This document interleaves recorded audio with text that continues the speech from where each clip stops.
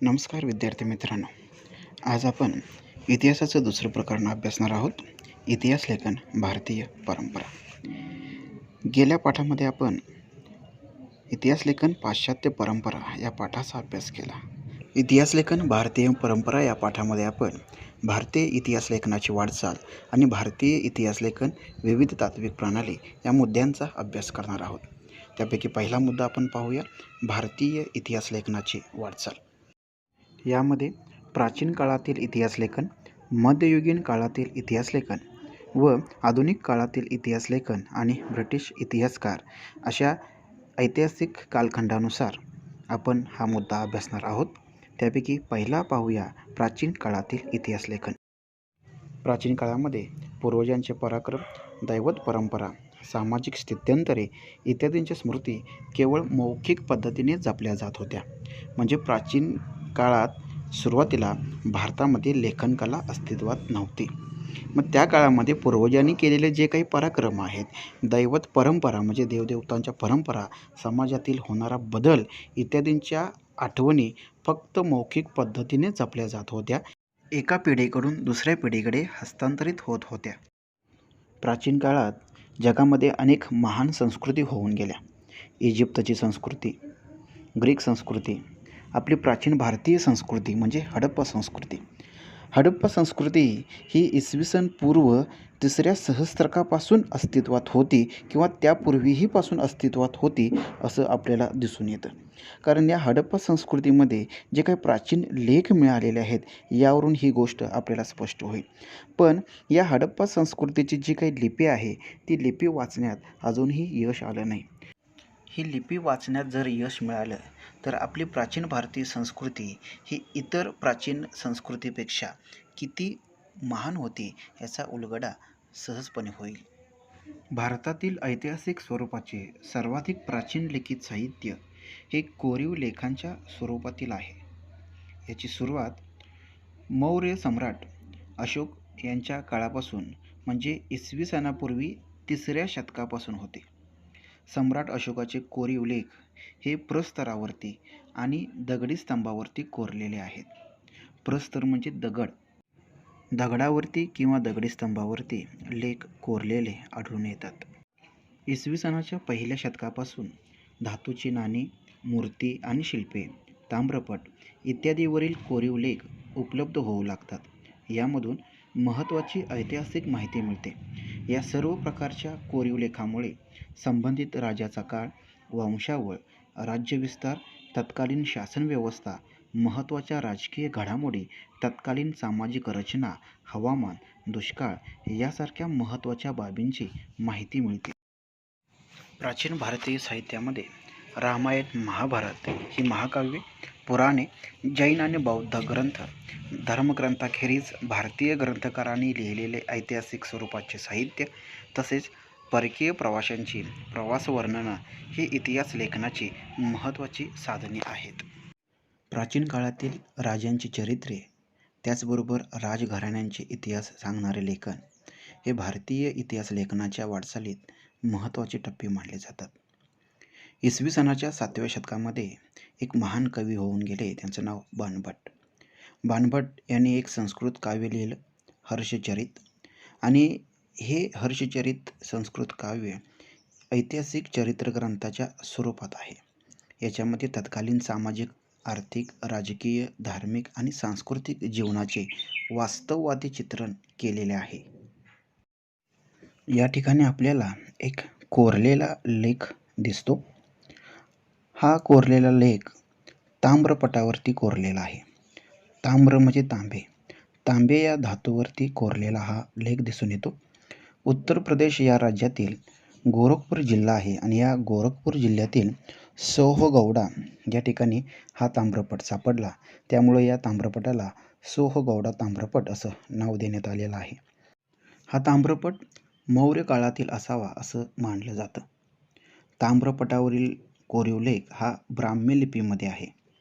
लेखाच्या सुरुवातीला काही चिन्ह आपल्याला दिसून येतात. त्याच्यामध्ये पारासहित असलेला एक वृक्ष आहे, त्याचबरोबर पर्वत दिसून येतो.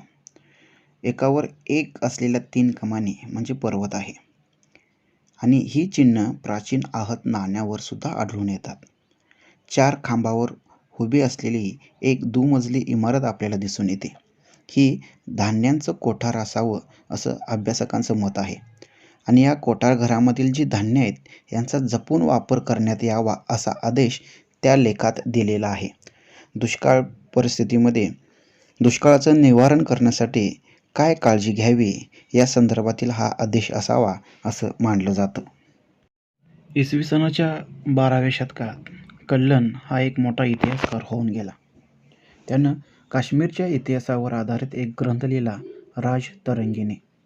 इतिहास लेखन शास्त्रशुद्ध कसं असावं याच्या आधुनिक संकल्पनेशी हा ग्रंथ जवळचं नातं सांगतो. त्यामध्ये अनेक कोरीव लेख, नाणी, प्राचीन वास्तूंचे अवशेष, राजकुलांच्या अधिकृत नोंदी आणि स्थानिक परंपरा अशा अनेक साधनांचा चिकित्सक अभ्यास करून आपण हा ग्रंथ रचला असा उल्लेख कल्हण यानं केलेला आहे. त्यामुळं हा ग्रंथ खूप महत्त्वाचा मानला जातो.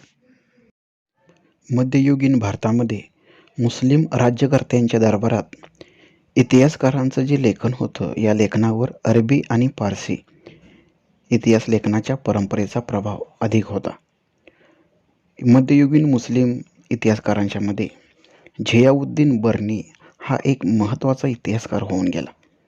त्यानं तारीख-ई-फिरोजीशाही हा ग्रंथ लिहिला आणि या ग्रंथात त्यानं इतिहास लेखनाचा हेतू स्पष्ट केला. त्याच्यामध्ये इतिहासकाराचे कर्तव्य फक्त जे राजे लोक आहेत त्यांचा पराक्रम, त्यांची कल्याणकारी धोरणं यांचं वर्णन करून संपत नाही, तर त्यांचे दोष आहेत, त्याचबरोबर त्यांच्या चुकीच्या धोरणांचा चिकित्सक अभ्यास करून त्या नोंदी केल्या पाहिजेत. एवढंच नाही तर त्या काळातील विद्वान व्यक्ती, अभ्यासक, साहित्यिक आणि संत यांचा सांस्कृतिक जीवनातील प्रभाव लक्षात घ्यायला हवा.